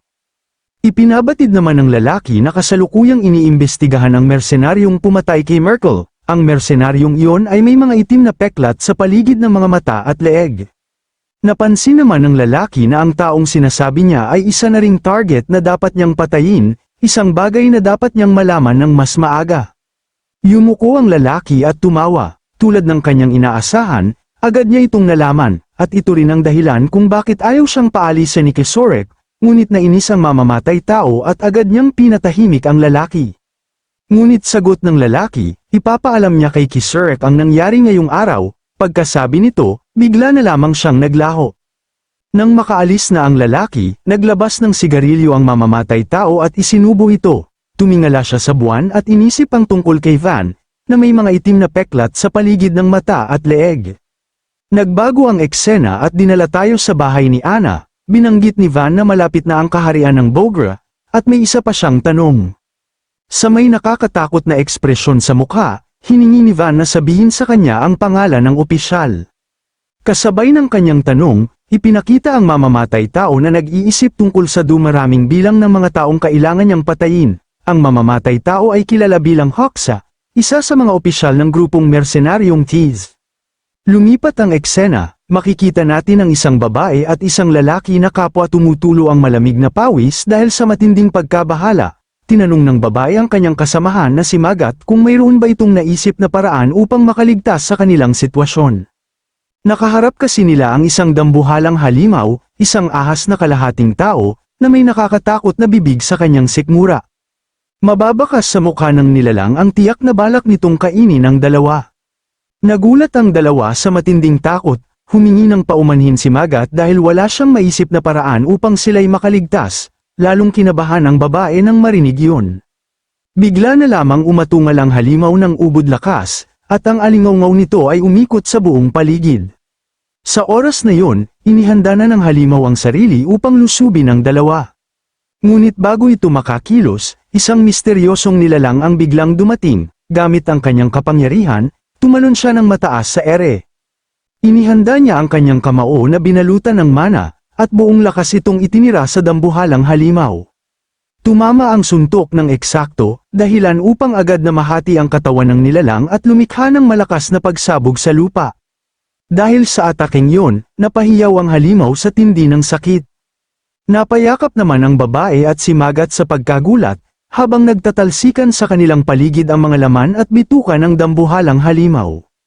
Sa bakas ng pag-atake, makikita ang halos ganap na pagkawasak ng katawan ng halimaw bago ito bumagsak sa lupa, nagkalat ang dugo sa kapaligiran, lumapit ang misteryosong lalaki at nagtanong kung ayos lang ba sila, agad namang sumagot ang babae na ligtas sila, at buong puso siyang nagpasalamat sa kanilang tagapagligtas. Binalaan naman sila ng lalaki na maraming halimaw ang nagkukumpulan sa lugar na yun kaya't dapat silang umalis agad. Ngunit sinabi ng babae na iniligtas niya ang kanilang buhay, at hindi nila alam kung paano ito mababayaran. Tumugon ang lalaki na huwag na siyang mag-alala at kalimutan na lang yon. Gayunman, iginiit ng babae na hindi pwedeng matapos ang lahat sa ganoong usapan, kaya't inanyayahan niya ang lalaki na kumain muna sila sa kanilang lugar. Agad namang sumang-ayon si Magat, dahil malapit lamang yun. Sinabi naman ng misteryosong lalaki na hindi siya tumatanggi, lalo na't naghahanap din siya ng isang lugar sa paligid. Ngumiti si Orphan at nagtanong kung anong lugar ang hinahanap niya, dahil kabisado nila ang lahat ng tindahan doon. Tugon ng lalaki, hinahanap niya ang isang bahay inuman na tinatawag na Gabing Bughaw. Nagulat si Orphan at sinabing yun mismo ang kanilang lugar, isang tamang pagkakataon na yun, sinang-ayunan din yun ni Magat. Ngunit binanggit niyang hindi basta-basta pinupuntahan ng mga tao ang lugar na yun, pinatahimik lang siya agad ni Orphan. Lumapit silang dalawa at nagpakilala si Orphan bilang tagapagluto ng Blue Knight, at si Magat naman ang kanyang nakakabatang kapatid. Sa huli, hiningi ni Orphan kung maaari nilang malaman ang pangalan ng kanilang tagapagligtas. Ang misteryosong lalaki na kaharap nila ay walang iba kundi ang ating bida, si Van. Matapos ang pagpapakilala, sinabi ni Orphan na mas mabuting sumama na lamang si Van sa kanila patungo sa kanilang lugar. Lumipas ang ilang oras ng paglalakad at nakarating sila sa labas ng kaharian ng Borga, sa ilalim ng bughaw na gabi. Sa hindi kalayuan, kumaway agad si Orphan at ipinahayag na nakabalik na sila. Gayunman, tinanong sila ng isang lalaki kung bakit huli silang nakauwi. Ipinaliwanag ng lalaki na natapos na nila ang paghahanda ng mga sangkap kahit wala pa si Orphan. Agad naman itong humingi ng paumanhin at ikinwento na nakasalubong nila ang mga halimaw sa daan.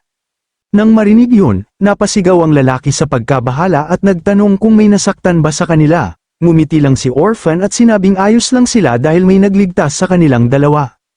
Napatingin ang lalaki kay Van at nagtanong kung siya ba ang gumawa noon. Agad namang tumango ang babae at hinikayat na magpasalamat sila sa kanya. Ipinakilala rin ni Orphan si Van bilang kanilang tagapagligtas. Tumitig naman si Van ng matalim sa lalaki. Ipinaliwanag ni Orphan na nagkataon lamang na papunta si Van sa kanilang lugar. Naging curious man si Hasha kung bakit, pinagsabihan siya ni Orphan na tumahimik na lang at ipakita na kay Van ang kanilang tahanan. Pagkapasok nila sa tavern, sinabi ni Orphan kay Van na maaari itong umupo kahit saan niya gusto. Bigla namang nagsalita si Van, ibig bang sabihin, kayo lang bang mga bata ang nagpapatakbo ng lugar na ito? Itinanggi yon ni Orphan, ipinaliwanag niyang nakikitira lang sila sa ilalim ng bubong ng iba. Naging curious naman si Van kung kaninong tahanan yon. Dito ikinwento ni Orphan, na tulad ng napansin ni Van, hindi sila magkadugo, lahat sila ay mula sa iba't ibang kaharian na nagtipon-tipon dahil sa kanilang malungkot na kapalaran. Ipinakilala niya sina Lily at Ain, na naulila matapos mapatay ang kanilang mga magulang sa digmaan. Si Hasha, na nawala ang buong nayon ng salakayin ng mga halimaw. At si Magat, na pinaslang ng isang pangkat ng mersenaryo ang kanyang pamilya. Dagdag pa ni Orphan, kung hindi dahil sa kanilang uncle, patay na silang lahat ngayon. Siya ang nagdala sa kanila sa tavern at umaruga sa kanila. Naging curious si Van tungkol sa uncle nila. Ipinaliwanag ni Orphan na siya ang may-ari ng lugar at ang unang tumulong sa kanila. Nang itanong ng babae kung nasaan ito, napagtanto ni Van na malamang natutulog na, dahil hating gabi na silang dumating. Napaisip si Orphan at sinabi na kailangan na niya itong gisingin. Bago siya umalis, sinabihan niya si Van na maging komportable sa kanyang pananatili roon. Hindi makapaniwala si Orphan na natutulog lamang ang kanilang uncle habang may bisita, kaya agad siyang nagtungo sa silid nito. Pagpasok niya, tinawag niya ito habang nadatnan niyang nakahiga ito sa kama, at tinanong kung gaano pa ba katagal siyang matutulog. Sumagot ang kanyang uncle na ilang sandali na lang at gigising na siya. Ngunit pinagsabihan siya ni Orphan na tumayo na agad at pakalmayin si Magat, dahil muntik na silang mamatay sa daan matapos salakayin ng malaking halimaw. Siguradong kinakabahan pa rin ito. Nang marinig yun, agad bumangon ang uncle at nagtanong kung may nasaktan ba, ngunit tumugon si Orphan na ayos lang sila, dahil may ibang taong nagligtas sa kanila. Naging curious ang kanyang uncle tungkol sa taong yon, kaya ipinaliwanag ni Orphan na iniligtas sila ng taong yon habang patungo ito sa kanila. Naisip naman ng kanyang uncle na kung ganoon, hindi siya maaaring humiga lang doon, dapat siyang magpasalamat ng maayos. Agad namang sinang-ayunan yun ni Orphan at tama ang kanyang naging pasya. Pagkatapos, agad na bumaba ang kanilang uncle, itinuro ni Orphan ang ating bida na nakaupo sa isang bahagi ng mesa, na agad namang napansin ng kanilang uncle. Lumapit ito at binati ang ating bida, sabay banggit na narinig niyang iniligtas nito ang kanyang mga anak. Lubos siyang nagpasalamat, tumugon naman si Van na napadaan lamang siya nang mangyari yon. Sinabi ni Van na kahit ano paman, napaka-interesante ng pagkakataon, nagulat ang lalaki at humingi ng paumanhin dahil hindi niya naintindihan ang ibig sabihin ng ating bida. Sa matalim na tingin ay diretsyong sinabi ni Van na mukhang kamukha ng lalaki ang isang taong matagal na niyang hinahanap. Nang marinig yon, hindi naiwasan ng lalaki ang magulat at mabigla. Lumapit siya upang umupo at ipinaliwanag na imposible yun, isa lamang siyang hindi kilalang may-ari ng isang liblib na tindahan. Ngunit diretsahan siyang tinukoy ni Van, na kahit hindi siya sikat na tao, may nagsabi sa kanya na ang may-ari ng tindahang yon ay isang pambihirang kusinero. Sa isipan ng lalaki, isang hindi inaasahang pinagmumula ng impormasyon ang gumugulo sa kanya. Kaya't tinanong siya ng ating bida kung maaari bang ipakita niya ang kanyang kasanayan. Tumugon ang lalaki na tuwing papasok siya sa kusina ay nag-iingay ang mga bata at maaaring maantala ang kanyang pagpapahinga mula sa paglalakbay. Pinagsabihan siya ng ating bida na kung iyon ang kanyang ikinababahala, mas mabuting gawin yun kinabukasan ng maaga. Pumayag ang lalaki dahil sa oras na yun ay tulog pa ang lahat. Habang paalis siya, binanggit ni Van na matutulog na siya ng maaga ngayong gabi. Sinang-ayunan naman ng lalaki at sinabing matalinong desisyon yun. Bago umalis, inutusan ng lalaki si Orphan na ipakita sa kanilang bisita ang bakanting silid. Nagtaka si Orphan sa kanyang uncle kung bakit ganoon siya kabilis maging malapit sa isang tao. Tumugon ang kanyang uncle, sino ba ang nakakaalam? Na para bang ipinahihiwatig na marahil, ang mga kapwa kaluluwa ay agad na nakakikilala sa isa't isa. Lumalim ang gabi, at ipinakita na ni Orphan ang silid na tutulugan ng ating bida. Sinabi niya na kung may kailangan ito, maaari siyang tawagin anumang oras. Habang paalis na si Orphan, tinawag siya ng ating bida, agad naman siyang tumugon. Sinabi ng ating bida na huwag siyang pasalamatan, dahil hindi niya yun ginawa para iligtas siya. Napalingon si Orphan at natawa, dahil nung iniligtas din siya ng kanyang uncle na si Haxa, yun din ang parehong bagay na sinabi nito. Kaya't binigkas na lamang niya, kung ganoon, matulog na lang siya ng mahimbing, at natahimik ang ating bida. Ngunit nang dumating ang hating gabi, isang figure ang biglang pumasok sa silid ng ating bida. Bitbit nito ang isang matalim na sandata sa kanyang kamay. Habang mahimbing na natutulog ang ating bida, nakahanda na itong tapusin ang buhay ng taong hinahanap niya, isang asasin na nagngangalang Haska. At sa mismong oras na yun, sinimulan na siyang atakihin ni Haska gamit ang kanyang matalim na sandata. Ngunit nagawa itong mapigilan ni Van gamit lamang ang kanyang isang kamay, na ikinagulat ng asasin. Pagkatapos, bigla siyang sinuntok ng ating bida ng napakalakas. Nagawa man itong sanggay ni Haska, dama pa rin niya ang matinding puwersa na tumama sa kanya. Sa matalim na tingin, diretsyong sinabi ni Van na matagal na niyang hinihintay ang araw na ito, at binanggit niya ang pangalan ng asasin, si Haska.